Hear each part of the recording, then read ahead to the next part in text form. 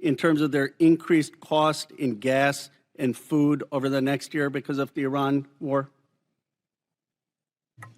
I would simply ask you what the cost is of an Iranian nuclear bomb. I'm going to give you that opportunity. I would simply ask you what the... you're playing gotcha questions about domestic things. I'm not... You're saying it's a gotcha question to ask what it's going to be in terms of the increased cost of gas. Why won't you answer what it costs to prevent Iran from getting a nuclear bomb? I give you that, sir, but let me... What would it cost? What would you pay to ensure Iran doesn't get a nuclear bomb? What would... You said we will give them no quarter, no mercy. In order for no quarter or no survivors is a war crime under the Geneva Conventions. You understand that's murder. Do you stand by that statement? The Department of War fights to win, and we ensure that our warfighters have the rules of engagement necessary to be as effective as humanly possible. Okay, so just to be clear, you called Democratic members of Congress to be tried for sedition for reminding our troops to follow the law. But when you tell them to commit a war crime, you stand by yourself. For insinuating that the laws that we're giving them are... Mr. Hegseth, I stand by what I said last time you were here.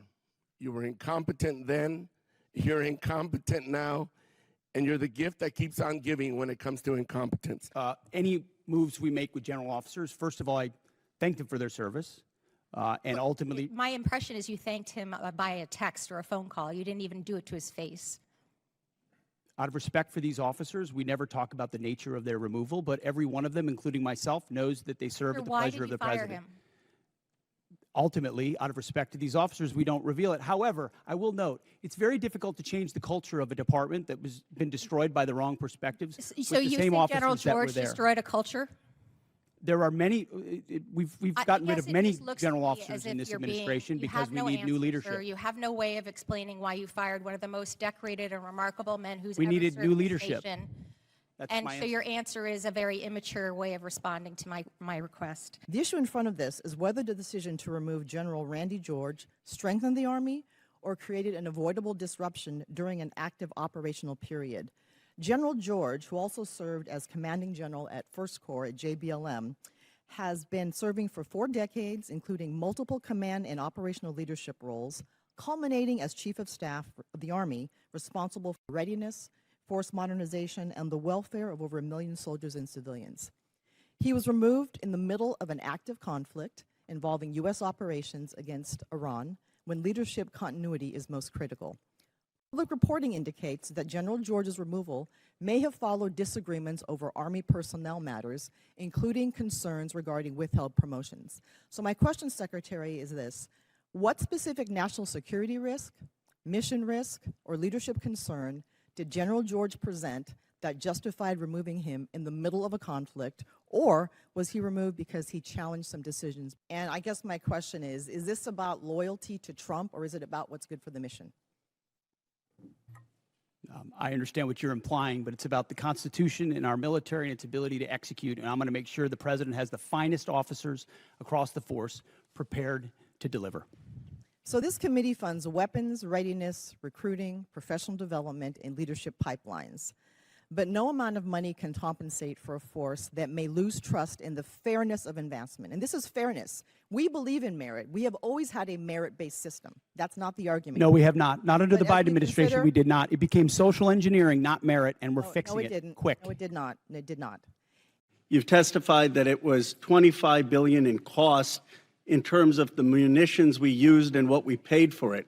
But when you add to that the damage that was done to our bases and today's dollars for buying replacement munitions and replacement aircrafts, what has the total cost been over the last 60 days? That number right now reflects the total cost that we're seeing. Including buying in today's dollars the new weapons and replacements, and including the damage there? That's your testimony? If there's adjustments to that, I would defer to the comptroller on that. And how much are you seeing in terms of, are you asking in terms of supplemental funding just for the Iran mission from this committee? If and when a supplemental is submitted, the majority of it would not just be for, would not be for what would be the ballpark for Iran? Munitions related to the entirety just of what we want to get done. A number, what would you submit? It would be within the, on Iran, it would be less than $25 billion, but there's a lot more we would ask for beyond just Iran. You're saying it's $25 billion. Okay, I would just, if you come back, you want to revise those numbers, because all the experts are disagreeing with you when it comes to today's dollars and damage, but you can revise it. How much did it cost American taxpayers in terms of the strike to the Iranian school where kids were killed? Do you have that number in terms of the missiles we used? As I've said, that unfortunate situation remains under investigation. You don't know how much it costs the investigation, but I taxpayer? wouldn't tie a cost to that, to anything. It's a reasonable question, no, sir? I mean, our taxpayer money was going there. Do you know how much it will cost Americans in terms of their increased cost in gas and food over the next year because of the Iran war?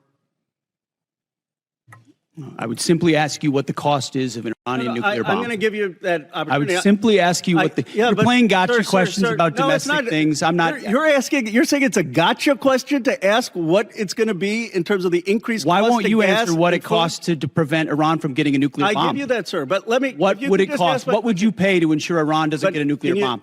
What would you pay? I reclaim my time. Do you not know? You had no one do the analysis of what the increased cost of gas and food on the American people are going to be?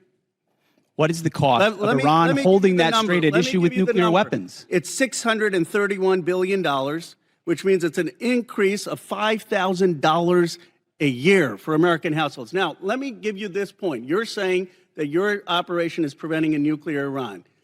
Will you acknowledge that there is an economic cost to the American people for doing what you believe is necessary to make Iran denuclear? Will you acknowledge the economic cost?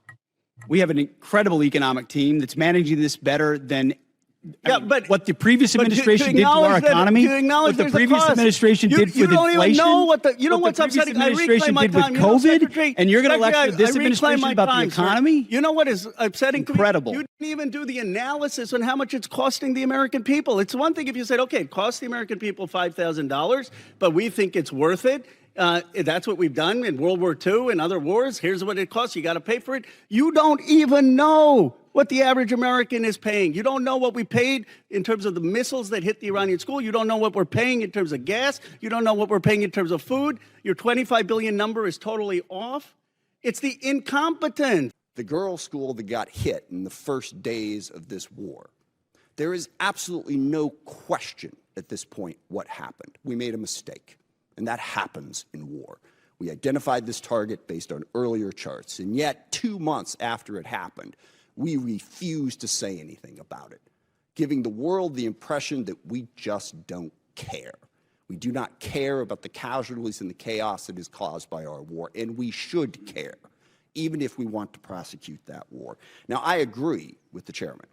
We need a strategy. We face the most complex threat environment that we face in a very, very long time. So we really want to hear from the administration. Don't give us this realism, chest-thumping stuff. What are we really going to do to meet those threats, to deal with the challenges we face? Under the leadership of President Trump, our builder-in-chief, we are reversing this systemic decay and putting our defense industrial base back on a wartime footing. We're restoring American commercial dominance at a pace unseen in generations, transforming the defense industrial base from a broken, slow-moving system of the past.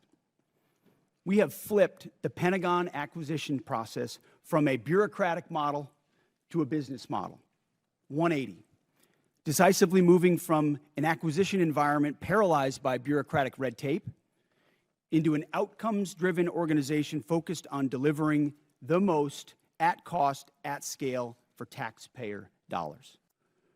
By changing our departments, transforming our department's business model, American companies are investing in America with their own money, their own capital, a historic demonstration of American manufacturing and defense revitalization, all again with their capital, not Uncle Sam's. This has never been done before and is long overdue. From a bureaucratic model to a business model, Iran cannot have a nuclear bomb. We are proud of this undertaking.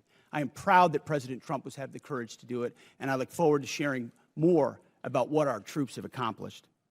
Chairman, you know, in my view, this represents a historic down payment on future security. If the budget is approved and ultimately deployed, as we look at the character of warfare changing very, very fast, what's layered in to this budget by our civilian leaders will allow us to start getting ahead of where technology is evolving. And as I mentioned, the character of warfighting is changing pretty quickly.